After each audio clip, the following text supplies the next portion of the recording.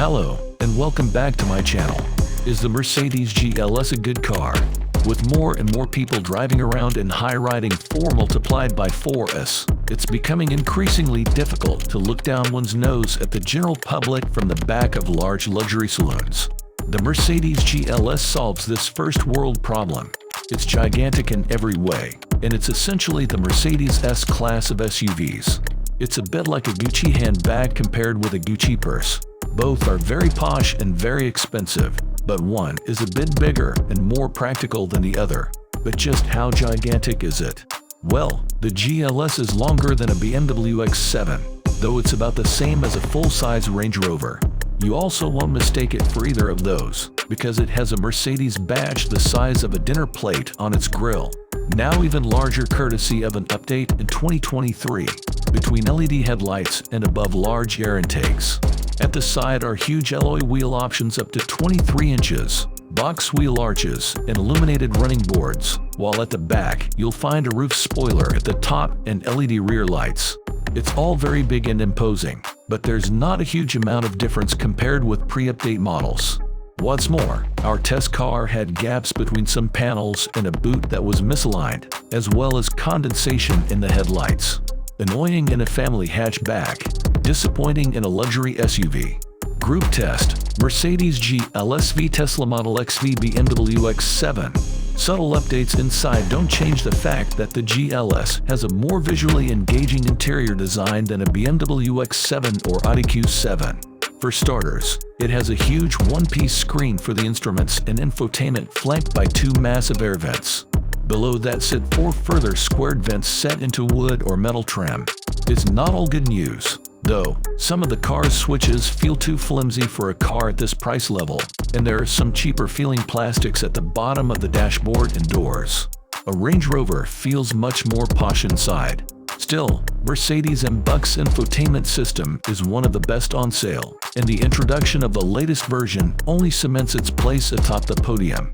It's also one of the coolest looking setups around, with 2 huge screens that merge together to form one wide wraparound display through which you control everything from the climate control to the built-in sat-nav. There are no issues with interior space, though.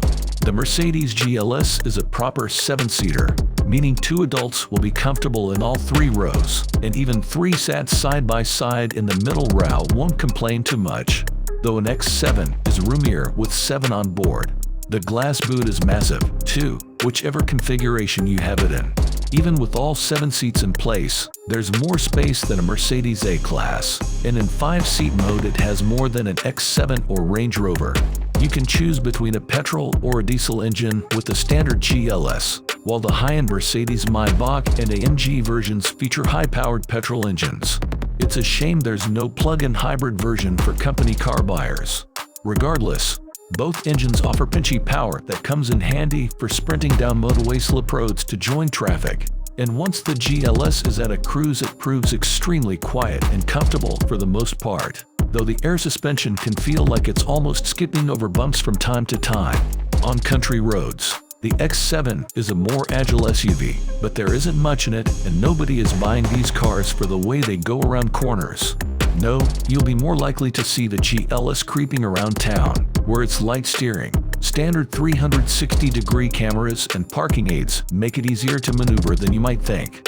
So, the Mercedes GLS is the S-Class of SUVs in terms of its size, technology, and wonderfully comfortable driving experience, if not quite its interior quality. Even so, if you're convinced, make sure you check out our Mercedes GLS deals for the best prices. You can also browse the latest used GLS models or see what other used Mercedes are for sale. Need to sell your current car first? You can do that through CarWow, too.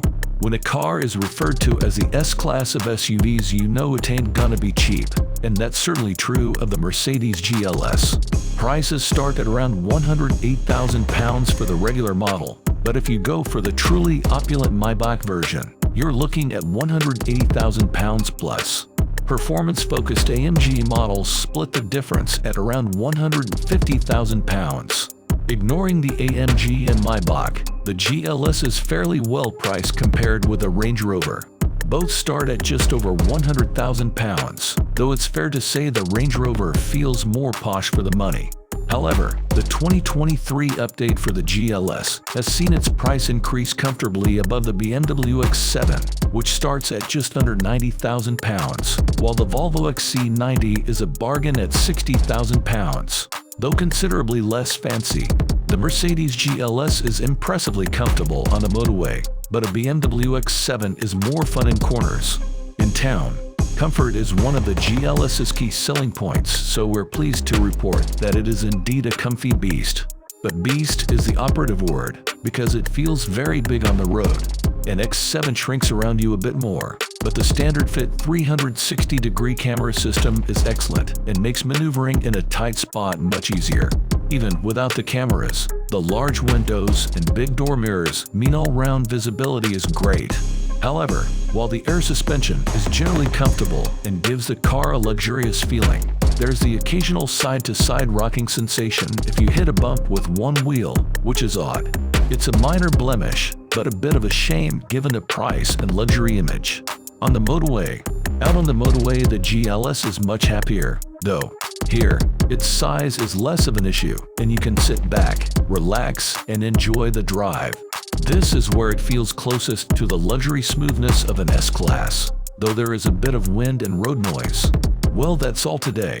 I hope you to like the video. Please like and subscribe my channel.